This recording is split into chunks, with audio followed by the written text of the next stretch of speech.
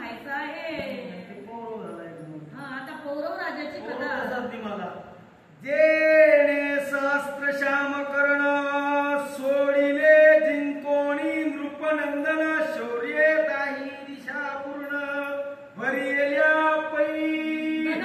आता पौरव नावाचा राजाचं 16 कथा सांगणार आहेत महाराज. त्यामध्ये आता दुसरी कथा चालू झाली.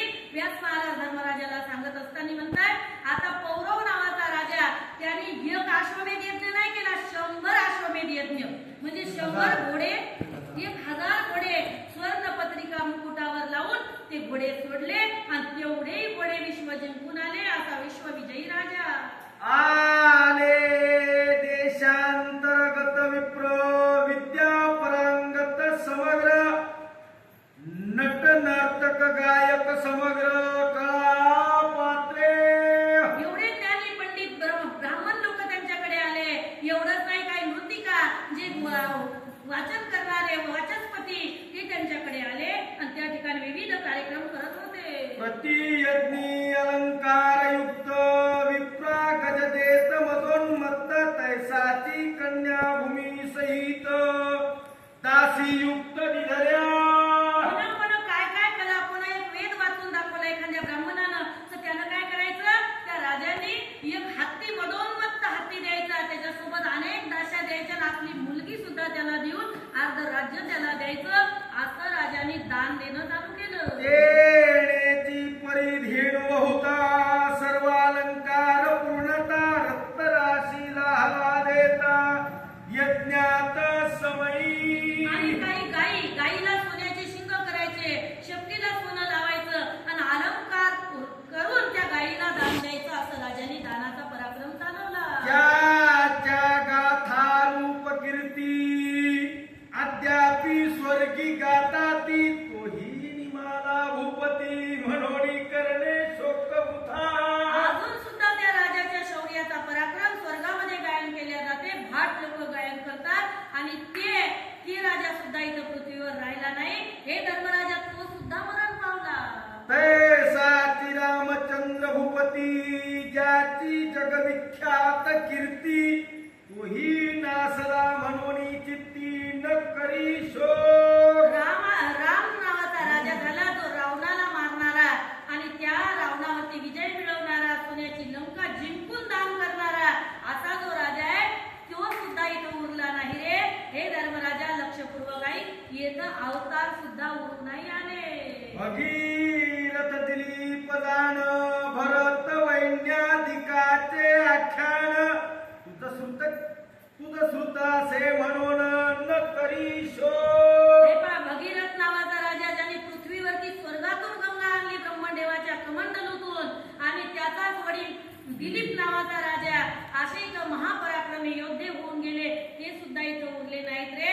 हे धर्मराजा लक्षपूर्वक ऐक, मरण इथं सत्य आहे. महाविख्यात मांधाता जो त्रैलोक्यासी जिंकिता तया पुण्यशिळाची कथा ऐके सृंजया. महाविख्यात जो मांधाता नावाचा राजा आहे, राम वंशातला रघुवंशातला, त्याची विश्वविख्यात कथा मी तुला सांगत आहे. आता दत्तचित्त हो नाही. त्याचा पिता मृगया करीत स्वात वाहन झाला. त्याचा पिता जो शिकारीसाठी गेलेला असताना त्या शिकार करत असताना त्याचं काय झालं, म्हणून वन्नी गेला धावत सत्र देखोणी.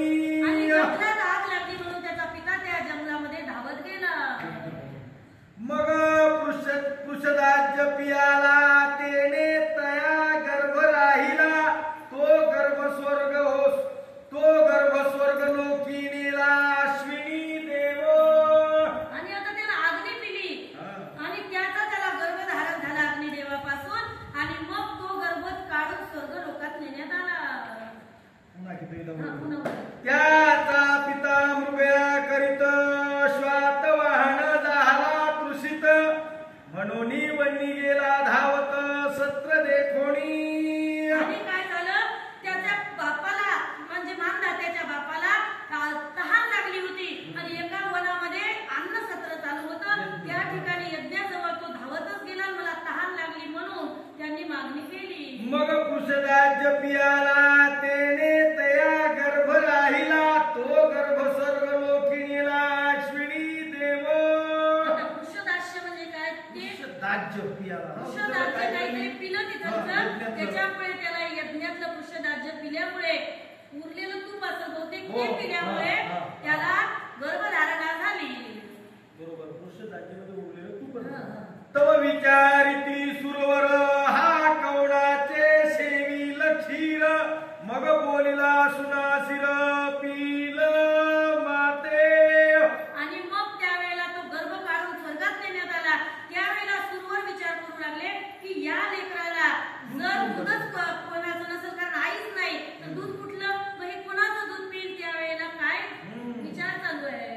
तो न भाग त्याचे अंगुळी पासोणी नित्य दुग्धपान करोणी वाढिन्नला पारादिनी दिसे द्वादश वर्षाला. आणि मग त्याने काय केलं आपल्या उजव्या हाताचा अंगठा तोंडामध्ये टोकला. त्यातून त्याला या 56 दुधाच्या धारा फुटू लागल्या. जशा आईच्या स्तनातून धारा फुटत आहेत तसं त्यानं दूध पिऊन 12 दिवसातच मोठाच्या मोठा झाला. तेने कचीर थे समस्तू जन्मे गय पृथु असीत लुगराज बहदृथु जिंकिले भूपा. पृथ्वीराजासारखा अशी जनपाल मृगराज असे त्यांनी जिंकून घेतलेले राजे आहे. पृथ्वी दिधली ब्राह्मण अमित केले अन्नदाना भूमी बोधाने ऋषिगणा तृप्त केले. भूमिदान दिलं पृथ्वी ब्राह्मणाला दान दिली आणि असं खंड्याच्या खंड्या अन्नदान दिलं असा दानशूर राजा. तोही नाशला नृपवरू म्हणून शोक नको करू तैसाची ययाती नहुष पुत्रू पावला मृत्यू. हे राजा तो सुद्धा मरण पावला रे. तो सुद्धा इथं उरला नाही म्हणून तू आता रडणं बंद कर. अभिमन्यूच नवलाचा मेला नाही तू रडणं बंद कर. आणि आता पुढचा राजा कोण होता त्याची कथा मी तुला सांगत आहे. तेने राजसुयज्ञ शत अश्वमेध 6 सहस्त्रात पुढारी यज्ञ निभ्रांत एक सहस्त्र केले पै. आता हा राजा कोण आहे. नहुष पुत्र. नहुष स्वर्गाधिपती झाला. परिराहाटी थांबावला. तो भुजंगत्व पावला. आणि नरसिकाई माऊलीने नहुष राजाचं उदाहरण ज्ञानेश्वरी मध्ये दिलं. त्या नहुषाचा जो बाप आहे त्या बापाने सुद्धा असा पराक्रम केला. नहुष म्हणजे महादेवाचा जवाई. पुंडलिक नावाचा यज्ञ त्या राजाने केला होता. पुरी दक्षिणे करोणी विप्र संतोषवी नित्याने मग युद्धी दैत्य मारोणी भूमी केली चतुर्धा. आणि त्याने काय केलं चौपट भूमी वाढवली. त्याने आपलं दान देऊन ब्राह्मणांना संतुष्ट करायचं. म्हणजे दुष्ट आहेत त्यांचं निर्दान करायचं म्हणजे देवाचंच काम तो करत होता. यज्ञानाथ विप्र ऋषी चारी वाटे दिधले चौघाशी देवयानी शर्मिष्ठेशी झाले पुत्रप्पा. ययाती नावाचा राजा त्याने देवयानी आणि शर्मिष्ठा नावाच्या 2 पत्न्या केल्या होत्या. वाटून गेले 4 जागेवर केलेलं असं. ययाती तथापि नाही पावला शांती पुढे राज्य देवोनी पुत्रा प्रति वनी गेला तपस्थिती म्हणून शोक सांडी. हे धर्मराजा अरे त्याला सुद्धा शांती मिळाली नाही. एवढी कमाई करणारा तो ययाती राजा आणि तो तुमचा पूर्वज आहे. तो यदू कुळाचा जो कोणता चंद्रवंश आहे. याचा आपल्या अर्जुनाचा जो धर्मराजाचा चंद्रवंश आहे त्याचा हा ययाती हा पूर्वज आहे. तो तुमचा पूर्वज सुद्धा त्याला सुद्धा शांती मिळाली नाही. तो वनात जाऊन स्वतःचा नाश करून घेतला. अंबरुषासी हरे मरण जेणे सर्व वैरी मारण नाना यागी विप्रजन तृप्त केले. रघुवंशात एक अंबरीश नावाचा राजा झाला ज्याने सर्व शत्रूचा नाश केला आणि अन्य दान दिलं. आता तो सुद्धा उरला नाही. या अंबरीशा कारणे भगवंताने 10 अवतार घेतलेले आहे. अन्य वस्त्रे अलंकार छत्रे आसने अपार विप्रादिदली वर्षे सहस्त्र साम्राज्यपणे. अहो साम्राज्य चालवत असताना अन्न वस्त्र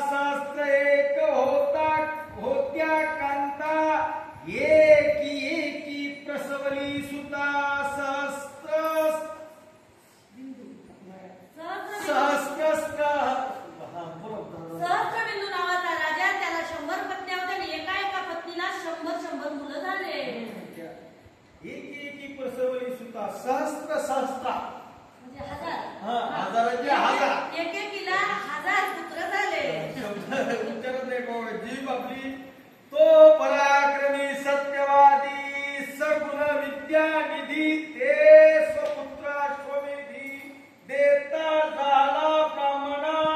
आणि मग त्या राजाला एका पत्नीपासून हजार मुलं झाले, अशा 1000 पत्न्या होत्या.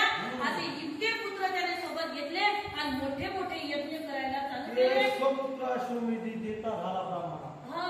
आणि 100 पुत्र त्याने ब्राह्मणाला दान दिले ना अश्वमेध यज्ञ पूर्ण केला. आणि एक हर शिविका शत परिकर शत अश्वकुंडल स्वर्ण अलंकार युक्त. एका ब्राह्मणाला 100 रथ द्यायचे, घोडे द्यायचे, असं दान द्यायचं. आणि एक मुलगा सुद्धा दान द्यायचा. जसं खंडोबारायला जर नवस केला तर एक वाघ्या म्हणून मुलगा सोडावा लागते, मुली म्हणून मुलगी सोडावी लागते. तसं याने या ब्राह्मणाला मुलं दान करायचं केलं. आणि स्वर्ण जडीत रथ, घोडे, हत्ती एवढं दान देणारा राजा. ऐसे ब्राह्मणा दिधले तयासी देहात झाले यास्तव शोक करिता भले नाही झुंजया. असं ब्राह्मणाला दान देणारा राजा त्याला सुद्धा देहांत करावा लागला, देह टाकावा लागला. कारण हा देह म्हणजे वस्त्र आहे. नैनं छिंदन्ति शस्त्राणि नैनं दहति पावक न चैनं क्लेदयन्त्यापो न शोषयति मारुतः. देव म्हणतो हा नाही जरी कपडा तुम्ही टाकला तरी काळाने हा नष्ट होणारा कपडा आहे. म्हणून याच्यामध्ये आसक्ती धरू नका. जे मेले ते मेलेलेच आहेत, ते वापस येऊ शकत नाहीत. राजा तू शोक करू नको.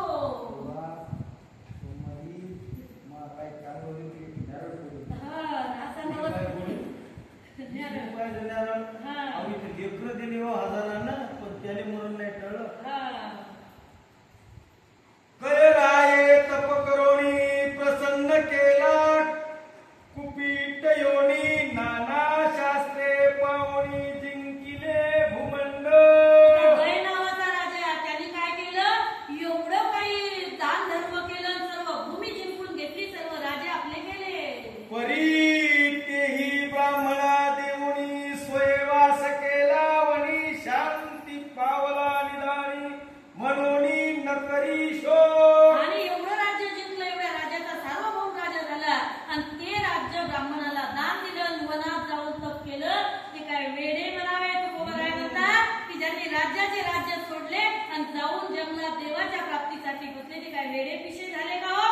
ते सुद्धा इथं निमाल्या गेले, ते सुद्धा इथं उरले नाहीत. असे मरणासाठी मृत्यू लोकात सर्व आलेले आहे. देह जाओ अथवा राहो पांडुरंगी दृढ भाव. आय